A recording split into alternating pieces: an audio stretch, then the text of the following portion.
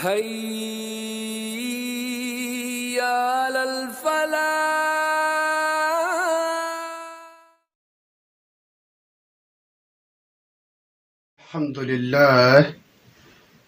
الحمد لله رب العالمين، الصلاة والسلام على رسول الأمين وعلى آله وأصحابه أجمعين. قال الله تبارك وتعالى في القرآن الحكيم: فأعوذ بالله السميع العليم من الشيطان الرجيم، بسم الله الرحمن الرحيم. إلهكم إله واحد فالذين لا يؤمنون بالآخرة قلوبهم منكرة وهم مستكبرون. آمنت بالله صدق الله العلي العظيم. اللهم ربنا أرنا الحق حقا وارزقنا اتباعه وارنا الباطل باطلا وارزقنا اجتنابا. السلام علیکم ورحمۃ اللہ. محترم سامعین کرام، امید ہے آپ سب بخیر و عافیت ہوں گے. درس قرآن کے آج کے سلسلے میں میرے اوپر سورۃ النحل رکوع نمبر 3 کے حوالے سے ذمہ داری عائد کر دی گئی. اللہ عز و جل سے دعا ہے کہ حق بات بولنے کی توفیق عطا فرمائے. دیکھیے، سورۃ النحل میں ابھی تک ہم یہ پڑھ چکے ہیں کہ اللہ تبارک و تعالی براہ راست اپنی بات جلال کے ساتھ کرتے ہیں اور مشرکین مکہ سے کہتے ہیں کہ تم لوگ جس چیز کی خاطر جلدی مچاتے ہو اس چیز کو برپا کرنا ہمارے لیے کوئی انہونی بات نہیں ہے. ہم اس چیز سے بالکل پاک ہیں، منزہ ہیں کہ ہم غصے میں آ کر بنا کسی حکمت کے اپنا فیصلہ تم پر صادر کریں. اس کے بعد اللہ تبارک و تعالی اپنا ایک تعارف پیش کرتے ہیں اور سمجھانے کی خاطر دعوت دے رہے ہیں مشرکین مکہ کو. آؤ بھائی دیکھو، یہ اللہ کے مظاہر ہیں. تم اپنی ذات کی طرف دیکھو، تم کس چیز سے بنے ہو. ایک گندے نطفے سے تم لوگ پیدا ہوئے ہو. اچھا، اس دنیا کے اندر جب تم لوگ آئے اس کے بعد تم دیکھ لو کس طریقے سے تم کھاتے ہو، پیتے ہو، اٹھتے ہو، بیٹھتے ہو، میری اس زمین کو استعمال کرتے ہو، میرے درندوں کو، پرندوں کو، چرندوں کو، جانوروں کو استعمال کرتے ہو. اچھا، میرے سمندر میں آپ تیرتے ہو، چیرتے ہو میرے ان سمندروں کو اپنی کشتیوں سے. اچھا، پھر آسمان کی طرف دیکھ لو، یہ آسمان کے تارے بھی آپ کے کتنے کام آتے ہیں کہ جب تم صحراؤں میں بھٹکے رہتے ہو، سمندروں میں بھٹکتے رہتے ہو، اس وقت میرے یہ تارے تم لوگوں کو نشان فراہم کرتے ہیں، تم لوگوں کو راہ فراہم کرتے ہیں. اچھا، اس سب کے باوجود تم لوگ ذرا اس بابت سمجھو، غور و خوض کرو کہ کیا کوئی ہے میرے سوا پرستش کے لائق. اب تم لوگوں کو کیا ہوا ہے کہ تم لوگ میرے سوا باقیوں کو پوچھتے ہو، حالانکہ ان کا اس کائنات کی خلقت میں ذرہ بھی کوئی یوگدان نہیں ہے، کوئی کنٹریبیوشن نہیں ہے، بلکہ وہ تو خود پیدا کیے گئے ہیں. اسی مناسبت سے اللہ تبارک و تعالی فرماتے ہیں: الہکم الہ واحد. آیت نمبر 22 رکو نمبر 3 سورۃ النحل. الہکم الہ واحد، تمہارا معبود ایک ہی معبود ہے. He is one and the only one، اور کوئی نہیں ہے. اچھا اس چیز کا اب لازمی نتیجہ کیا ہے؟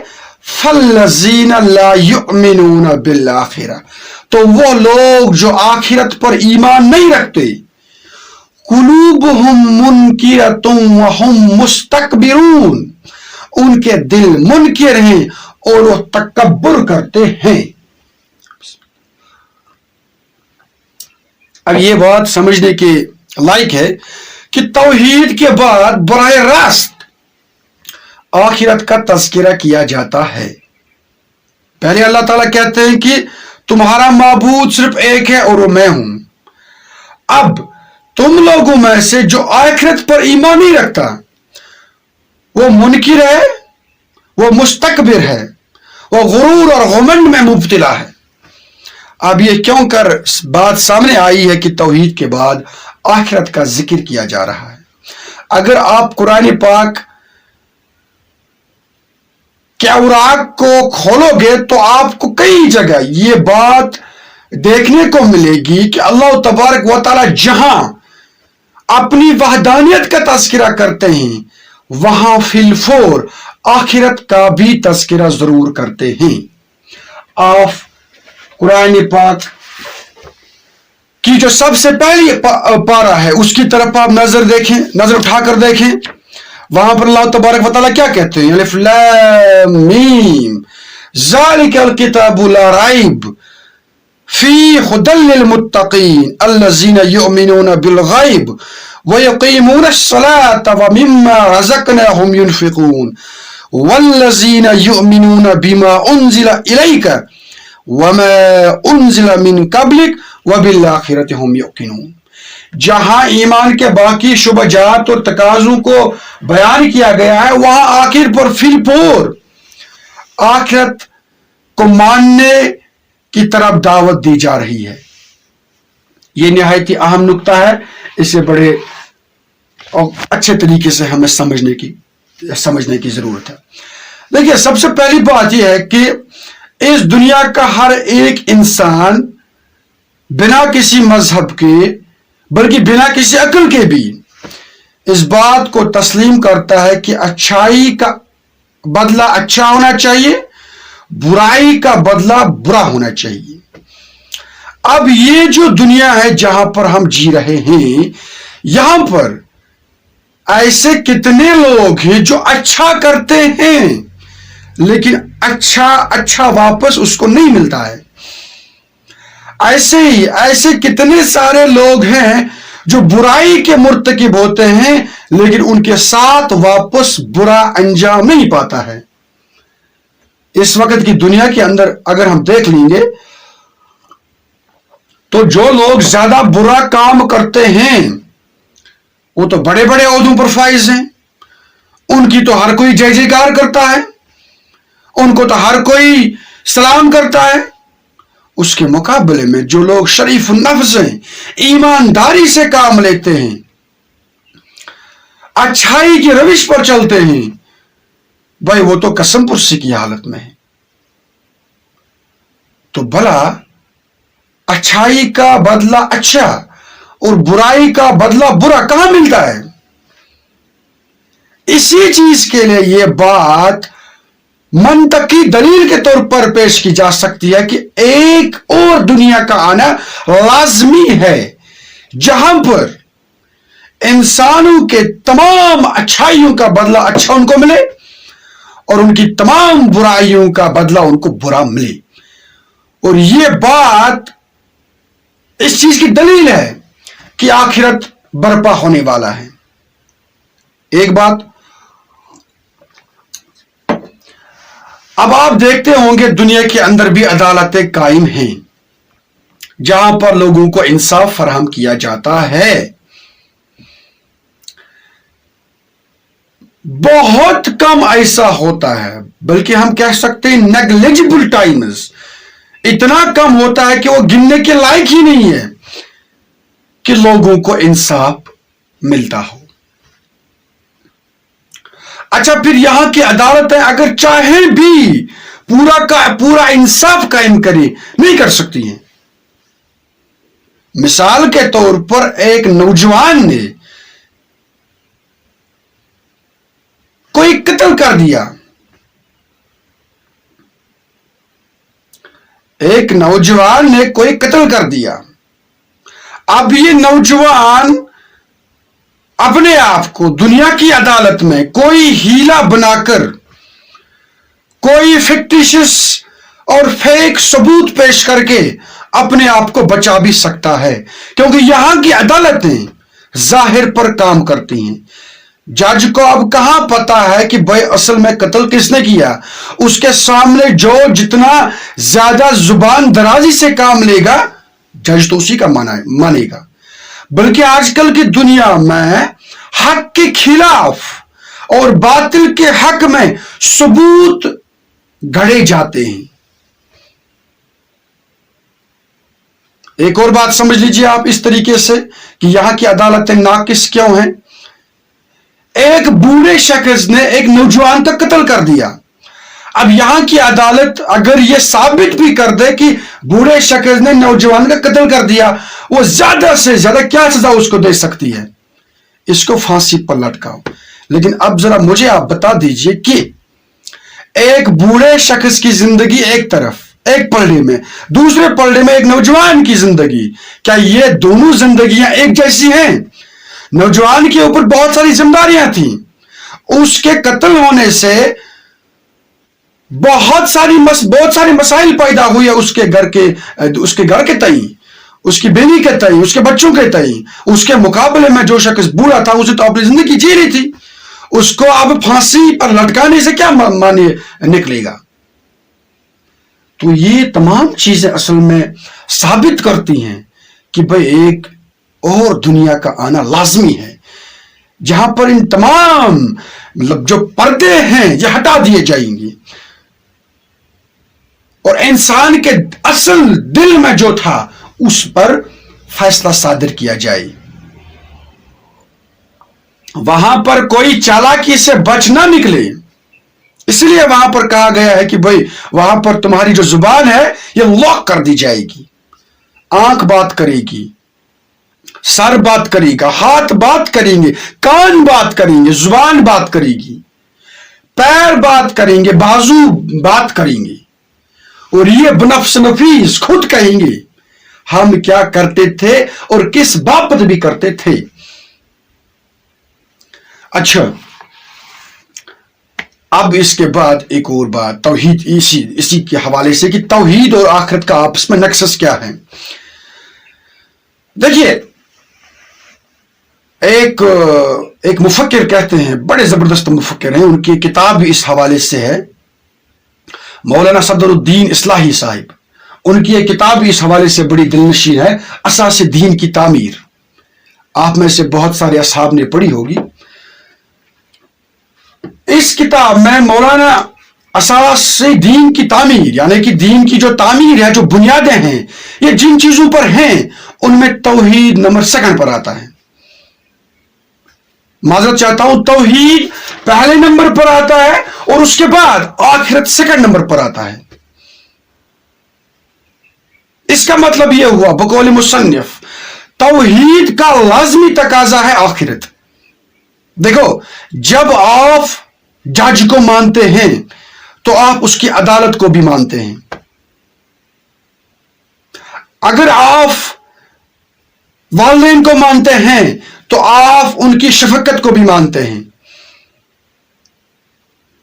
اگر آپ آسمان کو مانتے ہیں تو آپ آسمان کی بلندی کو بھی مانتے ہیں. اگر آپ سمندر کو مانتے ہیں تو اس میں یہ بات بھی لازمی ہے کہ ہمیں سمندر کی گہرائی بھی ماننی پڑے گی. اگر آپ درندے کو مانتے ہیں تو آپ نے اس کی درندگی کو بھی ماننا ہے. اسی طریقے سے اگر آپ لوگ اللہ کو مانتے ہیں, اس کو جج مانتے ہیں, حاکم مانتے ہیں, فرما روا مانتے ہیں, تو ہم نے اس کی ججی کو بھی ماننا ہے, اس کی عدالت کو بھی ماننا ہے, آخرت کے روز کو بھی ماننا ہے. کیونکہ اللہ نے اس کے بعد جب بنفس نفیس حکم دیا, اس نے پہلے کہا کہ میں ہی تمہارا رب ہوں, میں ہی تمہارا آقا ہوں, میں ہی تمہارا معبود ہوں. اب جب میں نے کسی کو اپنا مالک تسلیم کر دیا اور ایک ہی مالک اس کو تسلیم بطور ایک ہی مالک تسلیم کر لیا اس کو، تو اب سیدھی سی بات ہے مجھے اس کے تمام احکامات کو بلا چون و چرا ماننا ہے۔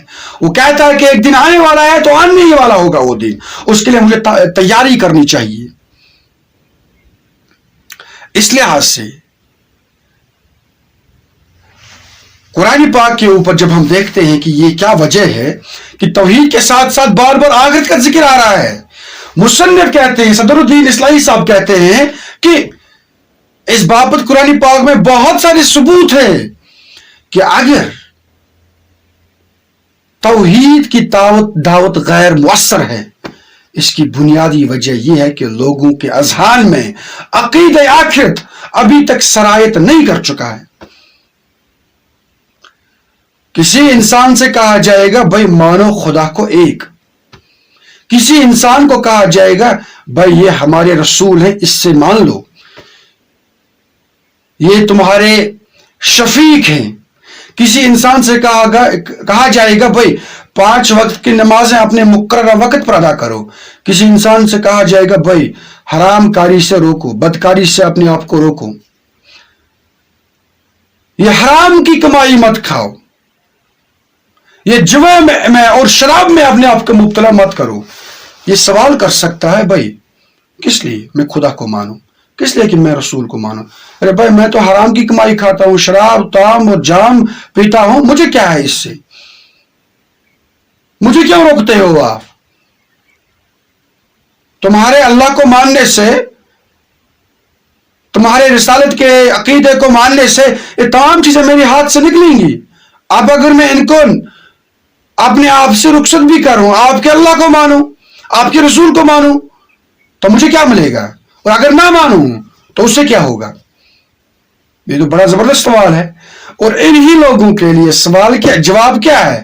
عقیدہ آخرت۔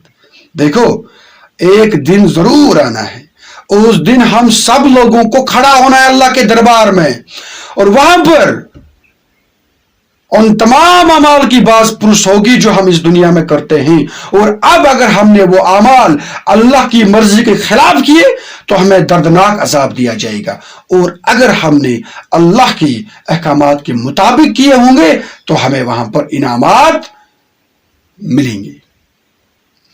اس لحاظ سے اسی کتاب میں مصنف صاحب کہتے ہیں کہ اس لحاظ سے ایک کٹر منکر اسلام کے ساتھ ساتھ ایک منحرف اور باغا ہوا مسلمان ایک ہی جگہ پر کھڑے ہیں، ایک سرفرا ہوا اور ایک غافل مسلمان ایک ہی جگہ پر کھڑے ہیں، کیونکہ دونوں کا جو مذہب ہے وہ ان کی مرضی ہے۔ ایک طرف سے اگر کٹر منکر ہے، اس کی بھی اسی پر چلتی ہے کہ میری اپنی مرضی ہے، میں جو کچھ کروں اپنے من کے مطابق کروں، مجھے جس میں مزہ آتا ہے وہی میں کروں گا، یہ بذات خود عقیدہ آخرت سے غافل ہے۔ اسی طرح سے اگر دوسری طرف ہمیں کوئی مسلمان بھی ملتا ہے، وہ توحید کا دعویٰ کرتا ہے، رسول کو مانتا ہے، فرشتوں کو مانتا ہے، کتاب کو مانتا ہے، لیکن وہ بھی ایسی حرام کاریاں انجام دیتا ہے، اس کی بھی بنیادی وجہ یہی ہے کہ وہ آخرت سے غافل ہے۔ اس کو بھی ابھی تک یہ بات سمجھ میں نہیں آئی ہے کہ ان سب اعمال کا مجھے اللہ کی جناب میں ان کا جواب دینا ہوگا، جواب دی ہوگی میری وہاں پر میری جواب دی ہوگی۔ تو اس لحاظ سے چاہے منکر اسلام ہو جسے پوری کی پوری اسلام کی دعوت دینی ہو، یا غافل مسلمان ہو، دونوں کے لیے ایک ہی ٹریٹمنٹ ہے، ایک ہی دوا ہے، اور وہ ہے ان کے دلوں کے اندر عقیدہ آخرت کو مضبوط کرنا، ان کو بڑھانا، اس بابت ان کی توجہ مبذول کرانا۔ اسی لیے اس کتاب کے اندر پھر بعد میں ہمارے جو مصنف صاحب ہیں وہ کہتے ہیں ایمانیات اور اعمال کے نظام میں غربی شیخوں کی حیثیت جس شے کو حاصل ہے اسی کا نام ایمان بالآخرت ہے۔ یعنی کہ ایک انسان کے اندر اگر سر کو ہم توحید کے طور پر تسلیم کریں گے، دل کو رسالت کے طور پر تسلیم کریں گے، تو ایسے جسم میں ہمیں اگر بطور خون کسی چیز کو تسلیم کرنا ہے تو وہ ہے عقیدہ آخرت۔ اس لحاظ سے عقیدہ آخرت جتنا زیادہ ہو سکے لوگوں کے اندر راسخ کر دیا جائے۔ کوئی سرفرا مسلمان ہے، کوئی مانتا نہیں ہے، نماز سے دور ہے، والدین سے دور ہے، رہزنی کرتا ہے، بدکاری کرتا ہے، حرام خوری کا مرتکب ہے، اس کے اندر بھی یہ بات ڈال دو بھائی ایک دن آنے والا ہے جب اللہ کے یہاں باز پرس ہوگی، اور وہاں پر جو باز پرس ہوگی وہ کتنی خطرناک ہوگی۔ دنیا کے سب لوگ اول تا آخر موجود ہوں گے، تم کو کھڑا کیا جائے گا۔ بس جب تم کو کھڑا کیا جائے گا اور تمہیں معلوم ہوگا تم نے اللہ کی مرضی کے مطابق نہیں بلکہ اس کے خلاف زندگی اس دنیا میں جی تھی، تو تصور کرو پھر دنیا کے سب لوگوں کے سامنے تمہارا حال کتنا بے حال ہوگا، اور اس کے بعد جب نتیجہ نکلے گا تم خسارے میں ہوں گے، اللہ بچائے، تو پھر اس وقت کیا منظر ہوگا جب تمہیں گھسیٹ کر لیا جائے گا اور جہنم میں دھکیل دیا جائے گا۔ اس لیے بھائی ابھی وقت ہے، تم اپنے آپ کو بدلاؤ لو اپنی زندگی کے اندر، اللہ کی مرضی کے مطابق چلو۔ اس لحاظ سے آخرت کا عقیدہ نہایت ہی اہم ہے، اس سے جتنا زیادہ ہو سکے لوگوں کے اندر راسخ کرو، اس سے مردہ دل جو ہے وہ بیدار ہو جائیں گے، ان کے اندر زندگی آ جائے گی، وہ تر و تازگی محسوس کریں گے۔ اب آگے بڑھتے ہیں، آیت نمبر 23، لا جرم ان اللہ یعلم ما یسرون وما یعلنون، کوئی شک نہیں کہ اللہ خوب جانتا ہے جو کچھ وہ ظاہر کرتے ہیں اور جو کچھ وہ چھپاتے ہیں۔ پچھلی آیت میں جو کہا کہ یہ اس لیے آخرت کا انکار کرتے ہیں کیونکہ ان کے دل منکر ہیں۔ ان کے دل منکر ہی سے مراد یہ ہے کہ ان کے دل تو جانتے ہیں۔ اسی کی تشریح بالکل آگے کر دی گئی ہے آیت نمبر 23 میں، لا جرم ان اللہ یعلم، کوئی شک نہیں کہ اللہ خوب جانتا ہے، یعلم ما یسرون وما یعلنون، جو کچھ وہ ظاہر کرتے ہیں جو کچھ وہ چھپاتے ہیں۔ اب تکبر کے مارے، استکبار کے مارے، غرور کے مارے یہ لوگ حق کو چھپاتے ہیں، نہیں تو یہ اس دعوت کو بالکل اسی طرح سمجھتے ہیں جس طرح یہ اپنے بچوں کو سمجھتے ہیں۔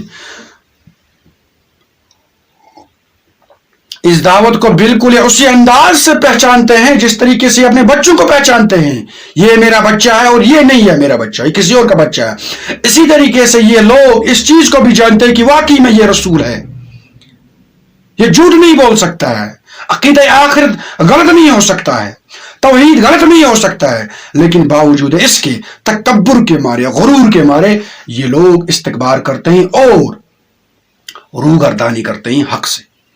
ان اللہ لا يحب المستکبرین، یقیناً اللہ تبارک و تعالیٰ تکبر کرنے والوں کو کبھی پسند نہیں کرتا ہے۔ اب تکبر کیا ہے؟ اس سے بڑا تکبر کیا ہو سکتا ہے کہ آپ حق کو حق جانتے ہو باوجود اس کے تسلیم نہیں کرتے۔ ایسے بہت سارے علماء اس وقت بھی دنیا میں موجود ہیں جو کسی مسئلے کو لے کر اپنا ایک ڈڈا قائم کرتے ہیں، اپنا ایک گروہ کھڑا کرتے ہیں، اور اپنے گروہ کے تئیں جب ان کے خلاف باضابطہ طور پر سمجھا دیا جاتا ہے کہ بھائی تم لوگ غلط ہو، لیکن وہ ماننے کے لیے تیار نہیں ہے۔ کیوں؟ کیونکہ وہ سوچتے ہیں اگر ہم نے مان لیا تو ہم کم پایا مانے جائیں گے۔ اس لحاظ سے تکبر ایک بہت بری شے ہے، اس سے جتنا زیادہ ہو سکے بچنا چاہیے۔ اس کے بعد آیت نمبر 24، وَإِذَا قِيلَ لَهُمْ مَاذَا أَنزَلَ رَبُّكُمْ، اور جب ان سے پوچھا جاتا ہے کہ تمہارے رب نے کیا نازل کیا ہے۔ یہاں اصل میں اس آیت سے ایک اور خطبہ شروع ہوتا ہے، اور یہاں سے آپ سمجھ لیجئے کہ ایک ایک کر کے جو مشرکین مکہ کے اعتراضات ہیں ان کا جواب دیا جاتا ہے۔ اب ایک اعتراض یہاں پر اس کا तज़किरा किया जाता है। मक्का के अतराफ अकनाफ में जो लोग बसते थे, जिन्हें यह खबर पहुंची थी कि मक्का में कोई नबी आया है, मक्का में किसी ने नबूवत का दावा किया है, अब ये लोग मक्का के मुशरिकीन से कहते थे तुम्हारे रब ने क्या नाजिल किया, जरा हमें बता दीजिए वहां पर सूरत हाल क्या है। ये क्या कहते थे? कौलू असातीरुल अव्वलीन, ये मक्का के मुश्रिक लोग कहते थे कि ये तो पहले लोगों के किस्से कहानियां हैं।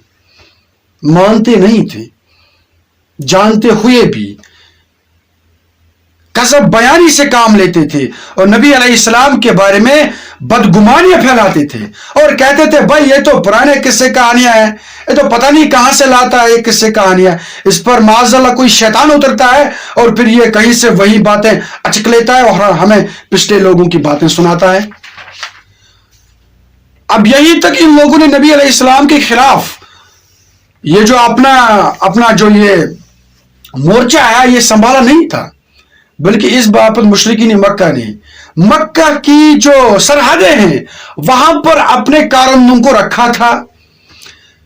इसलिए रखा था कि मक्का की वादी के अंदर जो कोई भी दाखिल हो जाए उससे पहले ही बता दिया जाए, उसके कान में ये बात ठोंस दी जाए भाई अंदर कोई बंदा है, वो नबूवत का दावा करता है, वो कुछ कलाम भी सुनाता है, लेकिन तुम जरा बच के रहना, उसकी बात को नहीं सुनना। लेकिन एक मुफस्सिर इस बारे में बड़ी दिलचस्प बात कहते हैं, वो कहते हैं कि यही बात, यही सबील, यही राहज़नी और यही प्रोपेगेंडा मुशरिकीन मक्का के खिलाफ साबित हुआ, क्योंकि मक्का की वादी के अंदर जो कोई भी साहिब दाखिल होता और उसके कान में यह बात ठोंस दी जाती, उससे पहले अगर उसको नबी का तारुफ नहीं था आप उसे सबसे पहले तारुफ नसीब हो जाता। उसके बाद वो सवाल करता अपने आप से भाई ये लोग क्या कहते हैं, अगर वो झूठ बोलेगा क्या मेरा दिमाग इतना बोधा है कि मैं नहीं देख सकूं वो झूठ बोल रहा है, चलो जाते हैं हम देखते हैं इस नबी की दावत क्या है। तो ऐसे भी बहुत सारे असहाब दावत से फैज़याब हुए, ईमान की दौलत से फैज़याब हुए। उसके बाद आयत नंबर 25, लियहमिलू औज़ारहुम कामिलतन यौमल क़ियामह। अब ये लोग ऐसी रविश क्यों इख्तियार करते हैं, लोगों को भगाते हैं, डराते हैं, झूठ बोलते हैं इस दावत के बारे में।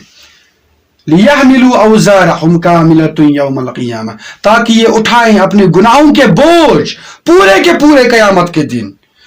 अच्छा, बाज लोग तो बोधे भी होते हैं ना, जिन्हें समझ भी होती है, लेकिन बावजूद उसके जब तक उनका सरगना उन्हें इजाजत ना दे कोई काम करने के लिए तब तक नहीं करते हैं। ऐसे ही समझ लीजिए मुशरिकीन मक्का के जो सरदार थे इनके बहुत सारे पैरों होंगे और पैरों में ऐसे बहुत सारे लोग ऐसे होंगे जिन्हें लगता होगा कि वाकई इस नबी की दावत हक है, लेकिन बावजूद उसके अपने इन पैरों से कहते होंगे कि क्या हम इसकी दावत को माने। वो कहते होंगे क्यों मानोगे, इसकी दावत तो मानने के लायक ही नहीं है।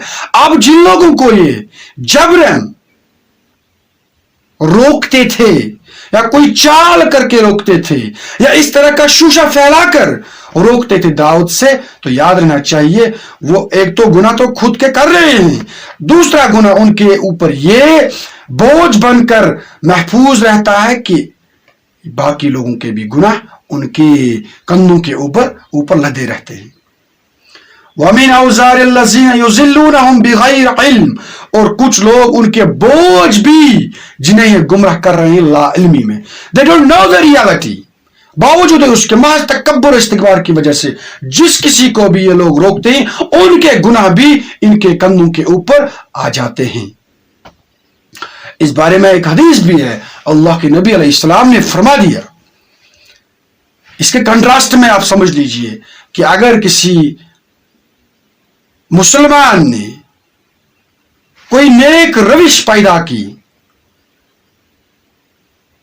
किसी चीज इंसान को नेकी की तरफ दावत दिया, तो एक तो उसको उसका जजा मिलेगा कि उसने नेकी की तरफ दावत दी, दूसरा उस नेकी को आप जिस किसी ने भी उभारा उसके भी जो सवाब हैं उसका भी जो जजा है वो इस शख्स को दिया जाएगा।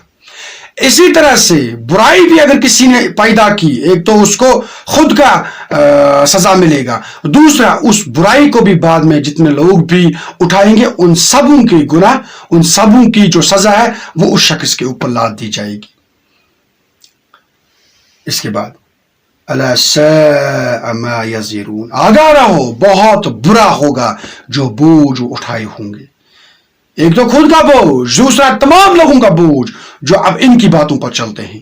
اللہ تبارک و تعالی ہمیں ایسی کسی روش سے بچائے کہ ہم سے کوئی بات ایسی نکلے جو کہ بری ہو اور پھر لوگ اس کو اٹھائیں اور پھر ان کے گناہ بھی ہمارے اوپر آ جائے۔ اللہ تبارک و تعالی ہم سب کو بچائے اور اس کے مقابلے میں ہمیں توفیق دے کہ ہم کوئی اچھائی کا کام جاری کریں، اور اس کے بعد اللہ تبارک و تعالی اس اچھائی کا ثواب ہمیں دے دے، اور اس اچھائی کو آگے بڑھانے کے سلسلے میں جتنے لوگ بھی آئیں گے ان کے ثواب بھی ہمیں مل جائے۔ اللہ تبارک و تعالیٰ سے دعا ہے کہ زیادہ بولنے سے زیادہ عمل کرنے کی توفیق عطا فرمائے۔